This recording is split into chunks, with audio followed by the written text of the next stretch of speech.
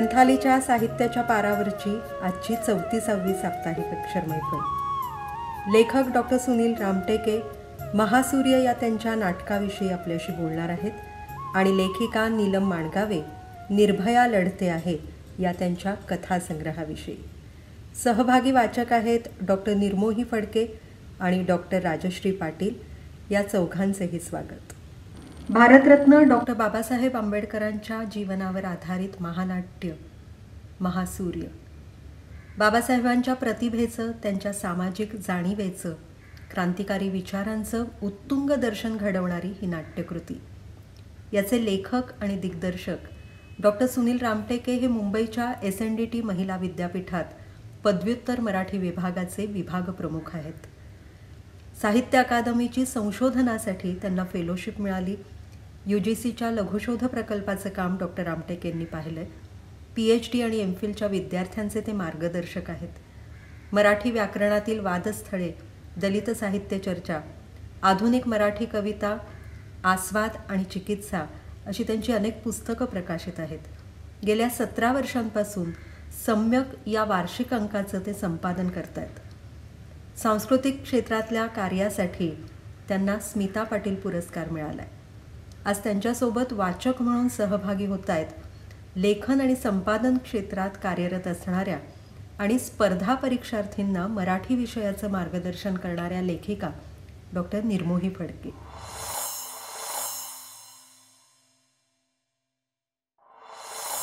महासूर्य हे डॉक्टर बाबासाहेब आंबेडकर यांच्या जीवनावरील एक महानाट्य आहे आणि या महानाट्यामध्ये साधारणपणे 150 कलावंतांचा संच हा काम करतो आणि या महानाट्याचे असंख्य प्रयोग सर्वदूर सर्व शहरांमध्ये, प्रमुख शहरांमध्ये झालेले आहेत आणि या महानाट्याला सामान्य जनतेने, आंबेडकरी जनतेने फार मनापासून स्वीकारलेलं आहे आणि हे महानाट्य आता पुस्तक रूपानं प्रकाशित झालेलं आहे। मुंबईच्या ग्रंथाली प्रकाशनानं याचं प्रकाशन केलेलं आहे। याचा मला अत्यंत आनंद होतो की एक ऐतिहासिक स्वरूपाचं दस्तावेज म्हणून या महानाट्याकडे सर्वांनी आजवर बघितलेलं आहे। त्यावर जी परीक्षणं आलेली आहेत, जी समीक्षा लिहिली गेलेली आहे, त्यानुसार डॉक्टर बाबासाहेब आंबेडकर यांच्या जीवनावरील हे पहिलं असं महानाट्य आहे।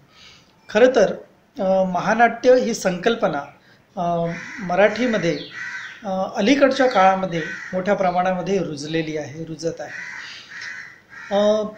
पहिलं महानाट्य कधी झालं या संदर्भामध्ये सुद्धा एक महत्त्वाचा दृष्टिकोन आहे आणि तो सुद्धा आपण लक्षात घेतला पाहिजे की डॉक्टर बाबासाहेब आंबेडकर यांनी नागपूरच्या दीक्षाभूमीवर जे ऐतिहासिक धर्मांतर घडवून आणलं होतं, त्या ऐतिहासिक धर्मांतरण सोहळ्याला लक्षावधी लोक उपस्थित झालेले होते आणि या धम्मदीक्षेनंतर सायंकाळी त्या ठिकाणी मिलिंद महाविद्यालयाचे प्राचार्य डॉक्टर M.V. चिटणीस यांनी लिहिलेलं युगयात्रा हे महानाट्य त्या ठिकाणी साकार झालेलं आहे। एक फार मोठा असा पट या महानाट्याचा होता आणि या महानाट्याला बघण्यासाठी लक्षावधी महाराष्ट्रावधी एकत्र जमलेले होते।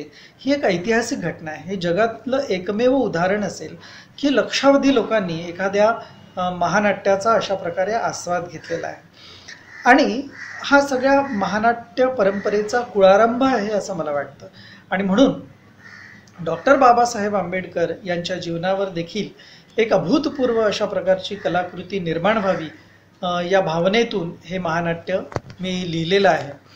यामध्ये डॉक्टर बाबासाहेब आंबेडकर यांच्या सबंध जीवनाचा वेध घेण्याचा प्रयत्न, संपूर्ण आयुष्य त्यात मांडण्याचा प्रयत्न मी केलेला आहे। पण आपण एक लक्षात घेतलं पाहिजे की डॉक्टर बाबासाहेब आंबेडकर यांचं जे जीवन आहे ते अभ्यासात, ज्ञानमग्नतेत आणि प्रचंड चळवळी करण्यामध्ये, संघटन बांधण्यामध्ये आणि मागे राहिलेल्या समाजाला राजकीय, सामाजिक, आर्थिक सगळ्या प्रकारच्या हक्कांची त्यांना जाणीव करून देणारं, त्यांच्या हक्कांसाठी तरतुदी करणारं कायदेशीर अशा प्रकारचं एक बलाढ्य जीवन, अशा प्रकारचं एक मोठं आयुष्य त्यांनी वेचलेलं आहे. पण हे सगळं मांडणं एका 2.5-3 तासाच्या कलाकृतीमध्ये ही केवळ अशक्य गोष्ट आहे. आणि नाटक या कला प्रकारामध्ये मांडणं ती तर त्याहीपेक्षा फार अवघड गोष्ट आहे. आणि म्हणून त्यांच्या आयुष्यावर महानाट्यच आपण साकारलं पाहिजे या भावनेतून मी एक मोठा जीवनपट एक वेगळ्या पद्धतीने मांडण्याचा प्रयत्न केलेला आहे. कारण हे महानाट्य 3 वेगवेगळ्या रंगमंचावर, मोठ्या स्टेडियमवर आणि अशा पद्धतीने ते साकारलं जातं. आता हे 3 मोठमोठाले रंगमंच, त्यात 2 मचानी, पाठीमागे लावलेल्या स्क्रीन, अशा सगळ्या अत्याधुनिक अशा प्रकारच्या साधनांचा देखील वापर या महानाट्यामध्ये मी केलेला आहे. आणि म्हणून हे महानाट्य त्या पद्धतीनेच लोकांच्या समोर मांडणं गरजेचं होतं. आणि म्हणून त्याच्यामध्ये त्याची जी रचना आहे, नाट्याची जी रचना आहे ती अशा वेगवेगळ्या दृश्य स्वरूपात बांधावी लागलेली आहे. आणि सूत्रधारांच्या माध्यमातून, पोवाडे किंवा शाहीर गाणारे जे सूत्रधार आहेत त्या सूत्रधारांच्या माध्यमातून ही सगळी कलाकृती एकसंघ करण्याचा मी प्रयत्न केलेला आहे, बांधण्याचा प्रयत्न केलेला आहे. आणि हा जो प्रयोग आहे तो अत्यंत प्रभावी झालेला आहे, यशस्वी झालेला आहे. आणि महाराष्ट्रातल्या तर जनतेनं अत्यंत डोक्यावर उचलून घेतलेला आहे. या महानाट्याला एक प्रकारे खूप लोकप्रियता पण प्राप्त झालेली आहे आणि याच्या गुणवत्तेची चर्चा पण अनेकांनी केलेली आहे. ही फार आनंदाची गोष्ट आहे. हे महानाट्य लोकांच्या मनामधल्या भावनांचं प्रतिबिंब आहे असं मला वाटतं. की केवळ आपल्या मनामध्ये जी भावना आहे डॉक्टर बाबासाहेब आंबेडकरांची आणि त्यांनी केलेल्या ज्या चळवळी आहेत त्या सगळ्या चळवळींचं बद्दल एक विचार प्रवृत्त व्हावं सगळ्यांनी, ही भावना या पाठीमागे आहे. आणि त्या भावनेतूनच हे ऐतिहासिक स्वरूपाचं महानाट्य साकारलं गेलेलं आहे. आता अलीकडे अनेक प्रकारची महानाट्य निघू लागलेली आहेत, वेगवेगळ्या विषयांवर महानाट्य येऊ लागलेली आहेत. पण डॉक्टर बाबासाहेब आंबेडकरांच्या जीवनावरचं हे पहिलं आणि एक महत्त्वाचं नाटक आहे. ग्रंथाली प्रकाशनानं याचं प्रकाशन केलेलं आहे. ही माझ्यासाठी अत्यंत आनंदाची बाब आहे. खरं तर पुस्तक रूपानं ते खूप पूर्वी प्रकाशित व्हायला पाहिजे होतं, पण जरा उशीर झाला, विलंब झाला.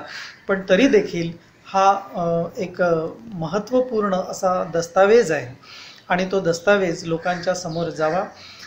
त्यासाठी एक सुरुवातीला महानाट्याच्या प्रारंभी आणि शेवटी एक निवेदन आहे, नेरेशन आहे. आणि ते आम्ही प्रख्यात कलावंत श्रीराम लागू यांच्या आवाजामध्ये ते घेतलेला आहे. आणि तो आवाज जेव्हा लोकांच्या समोर येतो, ऐकतात लोक, तेव्हा फार धीर गंभीर होतात. आणि या नाटकामध्ये गाणी आहेत, अत्यंत सुरेल संगीत या महानाट्याला केलेलं आहे. पण हे संहित रूपानं येणं हे देखील आवश्यक होतं आणि ते देखील काम झालेलं आहे.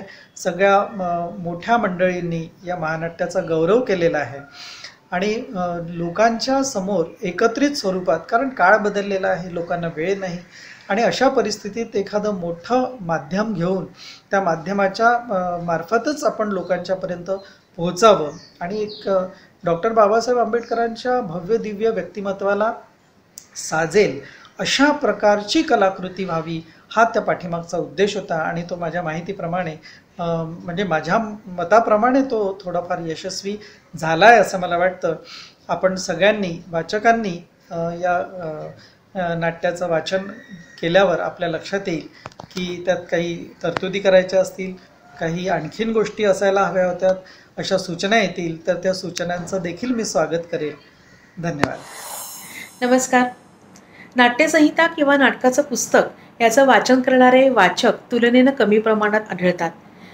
ज्येष्ठ नाटककार गिरीश कर्नाड यांनी एका ठिकाणी असं म्हटलं आहे की नाटककार किंवा लेखक याला अभ्यासाची किंवा रियाजाची, प्रशिक्षणाची गरज नसते असा एक सर्वसाधारण गैरसमज आहे. आणि संस्कृत नाट्य परंपरेनंतर जवळजवळ 1200 वर्ष आपल्याकडे चांगल्या नाट्यसंहिता लिहिल्या गेल्या नाहीत असाही एक मुद्दा त्यांनी आपल्या मुलाखतीमध्ये मांडला आहे. नाट्यसंहितेची फलद्रुपता ही नाट्यप्रयोगात आहे किंवा असते असं मानलं जातं आणि त्यामुळे कदाचित नाट्यसंहिता हा एक वाचनाचा रूपबंध आहे हे तितकंसं लक्षात घेतलं जात नाही. ग्रंथाली प्रकाशित डॉक्टर सुनील रामटेके लिखित महासूर्य ही नाट्यसंहिता जेव्हा वाचनामध्ये आली तेव्हा या प्रकारच्या रूपबंधाचं किंवा या फॉर्मचं वाचन करणं किती आवश्यक आहे आणि किती आनंददायी आहे हे लक्षात आलं. या नाट्यसंहितेच्या प्रास्ताविकामध्ये लेखक डॉक्टर सुनील रामटेके यांनी या संपूर्ण महानाट्याचा जो लेखनाचा आणि त्याच्या सादरीकरणाचा जो प्रवास आहे तो आपल्यासमोर नमूद केला आहे आणि तो वाचल्यावरती लक्षात येतं की या नाटकाची ताकद किंवा या नाट्यसंहितेची सुद्धा ताकद किती मोठी आहे. या प्रास्ताविकात लेखक डॉक्टर रामटेके यांनी असं म्हटलंय की या नाटकाचा जो प्रारंभीचा भाग आहे तो आणि शेवट हा डॉक्टर श्रीराम लागू यांच्या आवाजामध्ये आहे आणि त्यामुळे अर्थातच ते स्वगत वाचत असताना डॉक्टर लागूंच्या धीरगंभीर आवाजाची आठवण झाल्याशिवाय राहत नाही. 150 कलाकार हे महानाट्य 3 वेगवेगळ्या रंगमंचांच्या सेटवरती सादर करतात आणि त्यामुळे जेव्हा आपण नाट्यसंहिता वाचत जातो एक वाचक म्हणून त्यावेळेला एक प्रेक्षक म्हणून सुद्धा आपल्यासमोर तो महानाट्याचा थरार उभा राहतो. ही या शब्दांची ताकद आहे. डॉक्टर आंबेडकरांची व्यक्तिरेखा या संपूर्ण नाट्याला व्यापून राहिलेली आहे. त्यांनी केलेलं 14 तळ्याचं आंदोलन, काळाराम मंदिरातील प्रवेशाचा लढा, त्या गांधी आणि आंबेडकर यांचं जे काही वैचारिक वाद होते तो वाद, त्यांचं स्वतःचं तत्वचिंतन आणि त्यांनी वेळोवेळी केलेली भाष्य या सगळ्याचा एकंदर सगळा लेखाजोखा या महानाट्यातून आपल्यासमोर उभा राहतो. तशा या घटना इतिहासाच्या पुस्तकातून आपल्यासमोर आलेल्या आहेत, आपण वाचलेल्या आहेत. पण पात्रांच्या संवादामधून जेव्हा त्या आपल्यासमोर येतात त्यावेळेला त्या अधिक प्रखरतेने आणि अधिक परिणामकारकपणे आपल्याला भावतात. अर्थात या व्यक्तिरेखेला आणि या सगळ्या घटनांना पूरक असे संवाद, प्रवाही असे संवाद या संहितेमध्ये लिहिले गेलेले आहेत. गांधी विरुद्ध आंबेडकर हा जो प्रसंग या संहितेमध्ये उभा केला आहे तो नक्कीच एक वाचक म्हणून आपल्याला विचार प्रवर्तन करणारा आहे हे मला आवर्जून नमूद करावंसं वाटतं. या फॉर्ममध्ये अर्थातच संवाद महत्त्वाचे आहेत आणि ते प्रभावी आहेत. सूत्रधार, शाहीर, त्याचे पोवाडे या सगळ्या माध्यमातून 2 प्रवेश किंवा वेगवेगळे काळ यांचं एकंदर बांधणी आपल्यासमोर येते आणि संपूर्ण नाट्य पुढे सरकत जातं. आंबेडकरांचे दलितांविषयीचे विचार, दलित उद्धाराचे विचार, त्यांचे एकंदरीत सगळे राजकीय आणि सामाजिक त्यांचं तत्वचिंतन हे अतिशय प्रभावी पद्धतीने आपल्यासमोर येतं. ऐतिहासिक नाट्य किंवा ते महानाट्य हे तितक्याच ताकदीच्या लेखणीतून जर का उभं राहिलं नाही तर ते कोसळतं आणि कारण इथे कल्पनेच्या भराऱ्या मारून उपयोग नसतो. इथे सत्यता आणि सत्य जी एकंदर इतिहासामध्ये जे काही सत्य घटना घडलेल्या आहेत त्यांचा पाया फार महत्त्वाचा असतो. ती बैठक लागते आणि एक असा युगपुरुष जो वंदनीय आहे त्याची व्यक्तिरेखा उभी करताना हे सर्व सजगपणे लक्षात घ्यावं लागतं आणि टीकेला सामोरं जाण्याची सुद्धा एक तयारी ठेवावी लागते. महासूर्याचे लेखक डॉक्टर सुनील रामटेके यांच्या लेखणीने हे सगळं आव्हान लिहिलंय पेललंय असं इथे नक्कीच सांगावंसं वाटतं. 20व्या शतकातला हा एक महत्त्वाचा कालखंड आहे. त्या शतकामध्ये घडलेल्या घटना त्याच्यावरती प्रकाशझोत टाकणारी अशी ही एक नाट्यसंहिता आपल्या आत्ताच्या आणि जुन्यासुद्धा तथाकथित ज्या काही परंपरा आहेत, जातव्यवस्था, जातव्यवस्थेची उतरण आणि वर्तमान काळातील सुद्धा सामाजिक राजकीय घडामोडी ज्या या सगळ्या एकंदर घटनांवरती आधारित आहेत या सगळ्याचं एक जे काही सूत्र आहे ते आपल्यासमोर मांडते. एखादी कलाकृती पूर्ण अनुभवल्यानंतर ती पुन्हा वाचकाच्या किंवा रसिकांच्या मनामध्ये चालू राहिली तर तिचं खरेपण सिद्ध होतं असं म्हटलं जातं. मला असं वाटतं महासूर्य जेव्हा पूर्ण वाचून होते तेव्हा ती आपल्या मनामध्ये पुन्हा पुढे चालू राहते आणि आजच्या काळातही ती किती समकालीन जे काही वास्तव आहे आणि जे काही आपले प्रश्न आहेत त्याच्याशी ती सुद्धा कशा प्रकारे निगडीत आहे हे आपल्या डोळ्यासमोर उभं राहतं. याचं कारण व्यक्तिरेखा जरी मागच्या शतकातली असली तरी अनेक प्रश्न जे आहेत ते आजही तसेच आहेत. मला असं वाटतं या कलाकृतीमधील जो शेवटचा सूत्रधाराचा जो काही स्वगताचा भाग आहे त्यातील एक उद्गार आपल्यासमोर मी सादर करते आणि माझं मनोगत इथेच थांबवते. या नाटकातील सूत्रधार शेवटी जे म्हणतो ते आजच्या काळालाही किती लागू पडतं हे आपल्या लक्षात येईल. सूत्रधार असं म्हणतो की काळाची पावले ओळखायला हवीत. मुख्य प्रवाहात आपण स्वतःला तपासून घ्यायला हवं. त्यासाठी करावे लागेल केवळ आत्मपरीक्षण, कठोर आत्मपरीक्षण. धन्यवाद. बलात्कारासारखी घटना समाजातलं एक भीषण वास्तव दाखवते आणि हे वास्तव कथांमधून मांडणं हे लेखिका नीलम माणगावे यांना अत्यंत वेदनादायी वाटत असलं तरी त्याबरोबरच स्त्रीला माणूस म्हणून जगण्याचं बळ आणि सामर्थ्य मिळावं हा विचार त्यांना ठळकपणे मांडावासा वाटतो. आणि हाच विचार त्यांच्या निर्भया लढते आहे या पुस्तकातून अधोरेखित होतो. लेखिका नीलम माणगावे कथा, कादंबरी, आत्मकथन, कविता असं विविधांगी लेखन करणाऱ्या लेखिका. संपादन क्षेत्रातही त्या कार्यरत आहेत. जवळजवळ 61 पुस्तकं प्रकाशित आहेत. 42 पुरस्कारांनी त्या सन्मानित आहेत, ज्यामध्ये 3 राज्य पुरस्कार, बाबूराव बागुल पुरस्कार, कुसुमाग्रज पुरस्कार असे अनेक महत्त्वाचे पुरस्कार आहेत. कर्नाटक आणि महाराष्ट्र राज्यात शालेय, महाविद्यालयीन आणि विद्यापीठीय स्तरावरच्या मराठी विषयाच्या अभ्यासक्रमात त्यांच्या कथा, कविता, आत्मकथनाचा समावेश आहे. त्यांच्या कविता आणि कादंबरीवर काही विद्यार्थिनींनी MPhil केलं आहे. निर्भया लढते आहे या पुस्तकाविषयीचं त्यांचं मनोगत आपण ऐकणार आहोत आणि त्यानंतर या पुस्तकावर वाचक म्हणून आपली प्रतिक्रिया नोंदवणार आहेत लेखिका डॉक्टर राजश्री पाटील.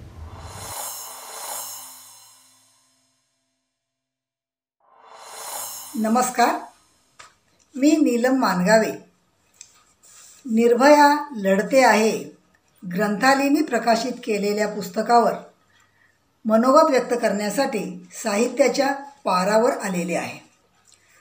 खरं तर या कथा लिहिताना बिलकुल आनंद झाला नव्हता. खरं सांगायचं तर कितीतरी वेळा मी रडले होते, अगदी भावनाविवश झाले होते. अनेक पुरस्कार मिळाले. पुरस्कार घेताना सुद्धा मला आनंद झाला नव्हता. अनेक लोकांचे फोन आले, अजूनही येतात. पुस्तक वाचलं की आवर्जून वाचक फोन करतात, म्हणतात की मॅडम कथा खूप आवडल्या. काही स्त्रियांचे फोन येतात आणि स्त्रिया सांगतात की मॅडम खरोखरच याला आम्ही सुद्धा कधी कधी बळी पडलेलो आहोत. मग ते भावनिक असेल, वाचिक असेल किंवा शारीरिक असेल, हे पुरुषांकडून होणारं शोषण आम्ही बऱ्याच वेळा अनुभवलेलो आहोत. कुणी या कथांना चांगलं म्हटलं की मला खूप वाईट वाटतं की खरंच या कथांना चांगलं म्हणावं का? नाही वाटत चांगलं म्हणावं असं. म्हणूनच मलपृष्ठावरचा मजकूर मला महत्त्वाचा वाटतो. मलपृष्ठावर असं लिहिलेलं आहे. खरं तर या कथा लिहिताना आनंद झाला नव्हता. झाल्या त्या वेदनाच झाल्या. एक मूक बधिरता व्यापून राहिली होती. अशा कथा कोणाला कधीच लिहाव्या लागू नयेत अशी समाजव्यवस्था निर्माण व्हायला हवी.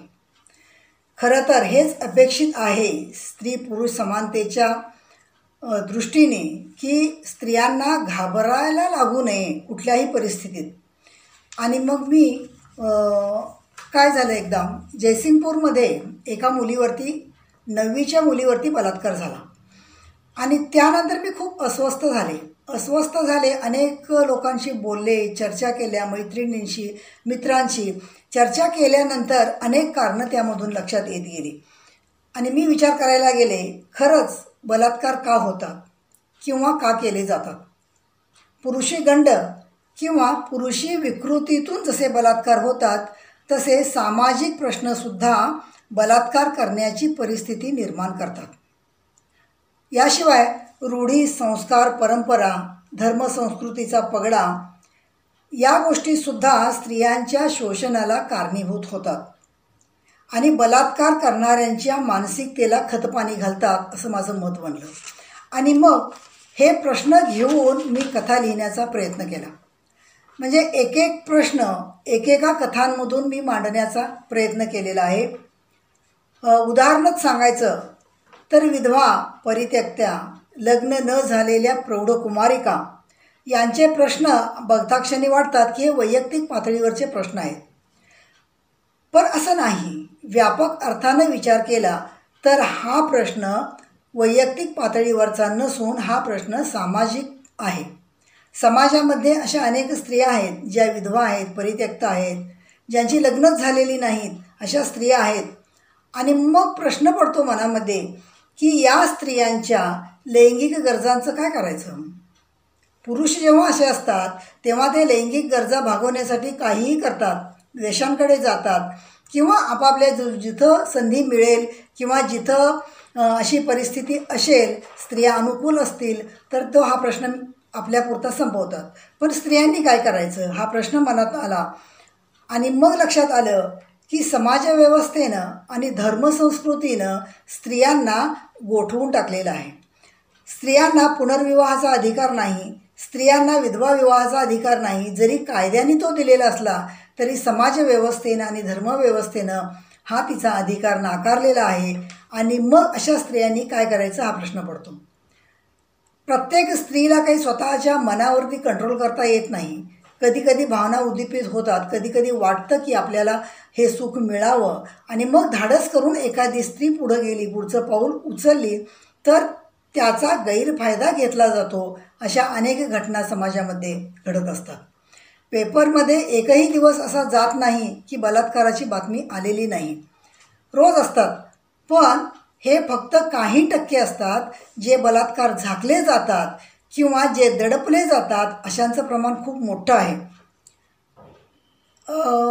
आणि मग या कथा लिहित असताना आणखीन एक गोष्ट लक्षात आली की हा आपला समाज आहेरे आणि नाहीरे या दोन वर्गामध्ये विभागलेला आहे. जी आहेरे आहेत, आहेरे समाज व्यवस्थेतील मुलं आहेत, त्यांना सगळंच मिळतं, त्यांचा काही प्रश्न येत नाही. तरीसुद्धा गुन्हेगारी वृत्ती त्यांच्यामध्ये असते, हे नाकारून चालता येत नाही. पण काही मुलं अशी असतात की त्यांचे लग्नच होत नाही.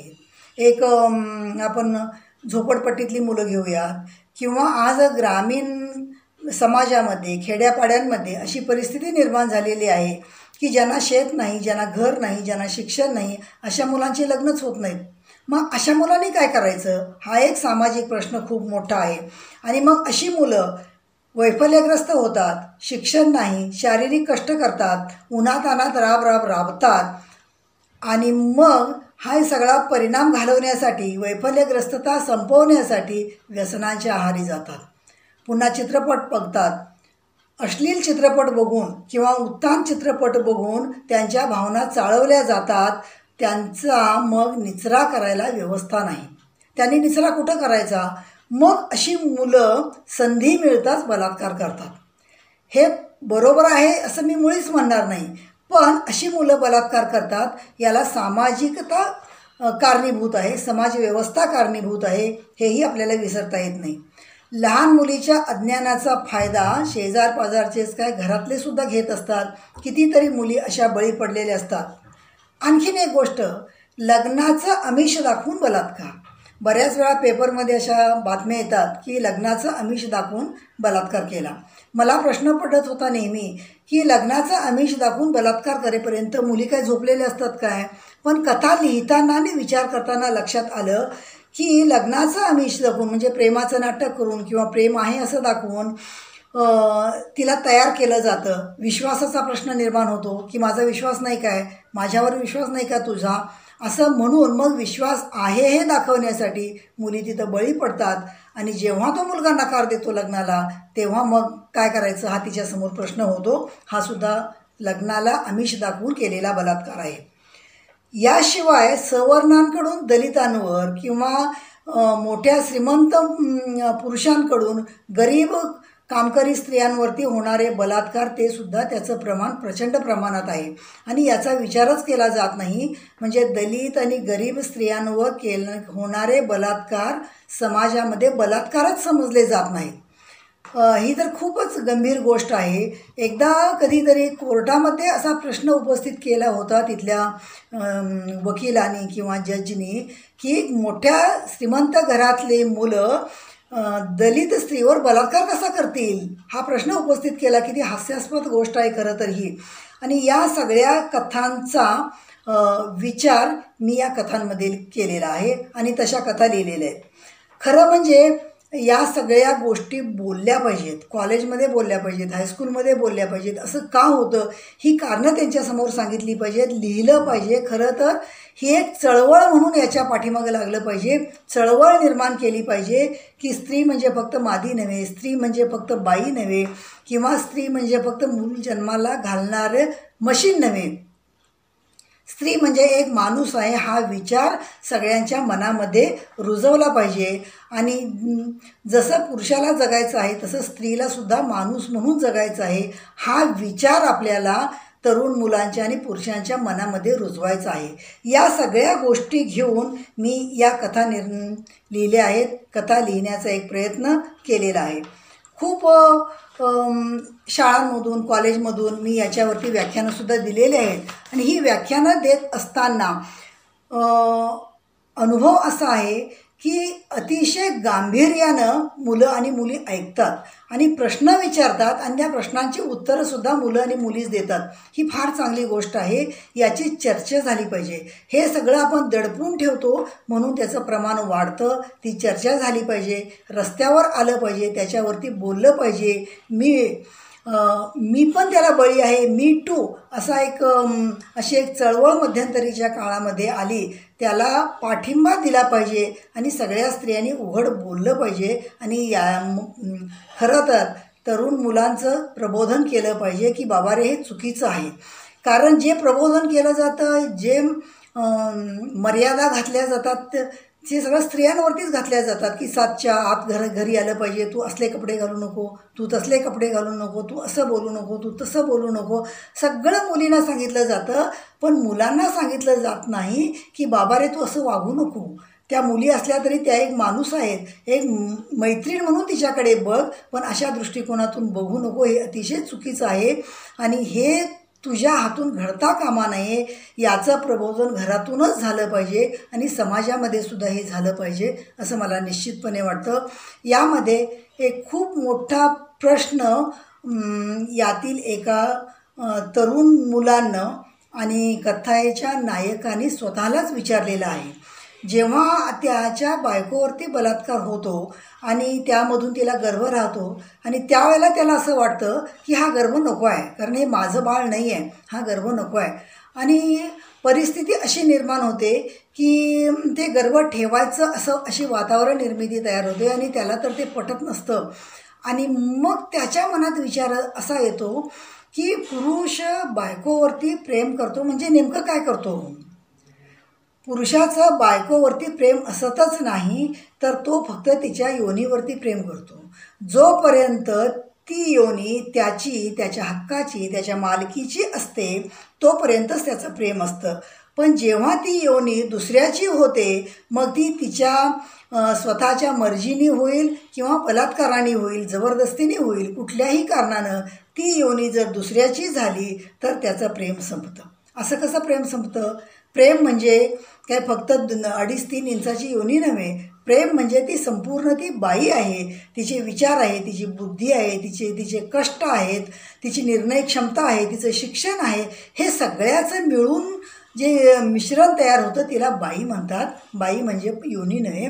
हा विचार पुरुषांच्या मनामध्ये, विशेषतः तरुण मुलांच्या मनामध्ये रुजवला पाहिजे. या दृष्टिकोनातून मी या सगळ्या कथा लिहिल्या आणि ग्रंथालयाने ते अतिशय कमी वेळामध्ये चांगल्या प्रकाराने ते प्रकाशित केलं पुस्तक. याचा मला खूप आनंद आहे की हा विचार, ही कारणं समाजापर्यंत जाण्यासाठी हे पुस्तक उपयोगी पडतं असं मला वाटतं. कारण अनेक फोन येतात त्याच्यावरून माझ्या लक्षात येतं की लोकांना विचार करायला भाग पाडतं असं मला वाटतं. साहित्याच्या पारावरती मला हे बोलण्यासाठी इथं बोलवलं. मी सर्व संयोजकांना, हिंगलाजपूरकर सरांना आणि त्यांच्या टीमला धन्यवाद देऊन थांबते. नमस्कार. नमस्कार. मी डॉक्टर राजश्री पाटील, कट्ट्यावरच्या गप्पाचे संयोजक आणि नीलमताई यांचे प्रथमतः मनपूर्वक आभार. निर्भया लढते आहे हे 3 वर्षापूर्वी मी पुस्तक माझ्या वाचनात आलं आणि लेखिका जसं म्हणते की हे पुस्तक लिहिताना मला खूप वेदना झाल्या. अगदी तसंच काहीचं एक लेखक म्हणून आणि एक वाचक म्हणूनही. हे पुस्तक वाचत असताना त्यातल्या ज्या 10 कथा आहेत, 10च्या 10 कथा वाचकाला नक्कीच अंतर्मुख करतात. निर्भया लढते आहे विषयावरूनच सर्वांना कल्पना येते. 2016ला लिहिलेलं हे पुस्तक पण आज 2020च्या सुरुवातीलाच घडलेल्या ज्या काही घटना आहेत, प्रियांका रेड्डी असेल, हथरसची असेल किंवा हिंगणघाटच्या असतील, तर तिचा जो हा लढा आहे तो सातत्यानं सुरूच आहे. खूप असे प्रश्न आहेत की ते आजही अजूनही अनुत्तरितच आहेत आणि हा लढा अजून किती काळ असा चालू राहणार आहे माहीत नाही. परंतु हे पुस्तक लिहिताना मॅडमनी जे सूक्ष्मपणे जे विचार मांडले आहे, जो निर्भीडपणा दाखवला आहे, समाजातील एक जळजळीत वास्तव्य जो समोर आणले आहे, ते खरंच कौतुकास्पद असं आहे. यातल्या जी श्वास कथा आहे ती तर क्षणभर आपल्याला श्वास रोखायला लावते. अशी 4 वर्षाच्या ज्या चिमुरडीवरती स्वतःच्या मामाकडूनच होणारा बलात्कार आणि त्यामुळं उद्ध्वस्त झालेलं आयुष्य, खूप सुंदर अशा कथा. म्हणजे कथा सुंदर म्हणता येत नाही, पण त्याने जे मांडलेलं आहे ते खूप चांगल्या पद्धतीनं मांडलेलं आहे. प्रेम म्हणजे नक्की काय, ही कथा तर खरंच मनाला इतकं वेदना देते की जेव्हा एखाद्या विवाहित स्त्रीवरती बलात्कार होतो तेव्हा समाज आणि तिचा पती सुद्धा तिला स्वीकारत नाही किंवा तिच्याकडे खूप वेगळ्या दृष्टीने तिनंच जणू काहीतरी अपराध केल्यासारखा बघतो. परंतु मला सांगा, जेव्हा याच पुरुषांचं त्यांच्या इच्छेनं बाह्य जे संबंध असतात, अनैतिक जे वागलं जातं, ते ती स्त्री तो एक आपल्या आयुष्याचा भाग म्हणूनच स्वीकारत असते किंवा समाज तेवढ्या तीव्रतेने त्याच्याकडे त्या दृष्टीनं बघत नाही. परंतु हिच्या इच्छेविरुद्ध घडून सुद्धा इथं असं बघितलं जातं. ही आपली समाज व्यवस्था खूप टोकाची आहे असं मला वाटते.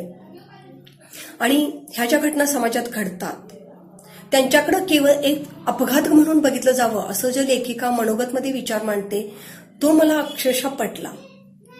कारण आपल्या समाजामध्ये योनिसुचरबद्धतेची जी कल्पना आहे ती फक्त स्त्रीलाच लागू आहे आणि त्याचं जे स्तोम इतकं माजवलेलं आहे की अशा घटना घडल्या तर त्या स्त्रीला आत्महत्या किंवा तिचं मानसिक खच्चीकरण याशिवाय काहीच तिच्या वाट्याला येत नाही आणि अशी खूप आयुष्य उद्ध्वस्त होतात.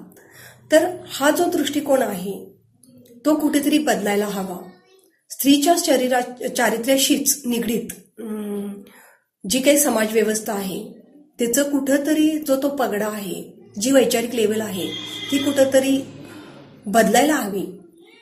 आणि निर्भयाच्या ज्या घटना परत सातत्यानं घडत आहेत ते आपण आज 21व्या शतकात कितीतरी प्रगती केली तरी जोपर्यंत आपली मानसिकता बदलत नाही आणि स्त्रीकडे एक भोग्य वस्तू म्हणून न पाहता ती एक वेगळं व्यक्तिमत्व आहे, त्याचं एक स्वतंत्र अस्तित्व आहे, हे जेव्हा समाज मान्य करेल तेव्हाच खरा समाज निर्माण होईल. लेखिका जसं म्हणते की हे पुस्तक लिहिताना मला दुःख झालं, तसंच हे वाचताना सुद्धा आम्हाला दुःख होते आणि अशा घटना परत घडू नयेत अशी समाज व्यवस्था निर्माण व्हावी हेच आज या कट्ट्यावरती अपेक्षित आहे. आणि लेखिकेबद्दल बोलायचं झालं तर मला वाटते आज जवळजवळ त्यांची 60-65 पुस्तकं प्रसिद्ध आहेत. त्यांचं जे सातत्य आहे ते आम्हा नवोदितांच्यासाठी नेहमीच प्रेरणादायी आहे. आणि नीलमताई, तुमच्या हातून असंच समाजातील जे वास्तव दर्शन आहे किंवा तुमच्यातला जो परकडपणा आहे, निर्भीडपणा आहे, तुम्ही जे वेगवेगळे विषय समाजापुढे आणता ते असेच येत राहावत. तुमच्या लेखणीला खूप खूप शुभेच्छा. धन्यवाद. थँक्यू. समाजातल्या भीषण वास्तवाची, विदारकतेची जाणीव आपल्याला साहित्य करून देतं. आणि जेव्हा या वास्तवाची जाणीव आपल्याला होते, त्याचं भान येतं, तेव्हा ते बदलण्यासाठी प्रेरणेची गरज असते. ती प्रेरणा ही साहित्यच देतं, जेव्हा त्या साहित्यातून समाज घडवणाऱ्यांचे, समाज सुधारकांचे विचार, त्यांचं कार्य, त्यांचं आयुष्य आपल्यासमोर मांडलं जातं.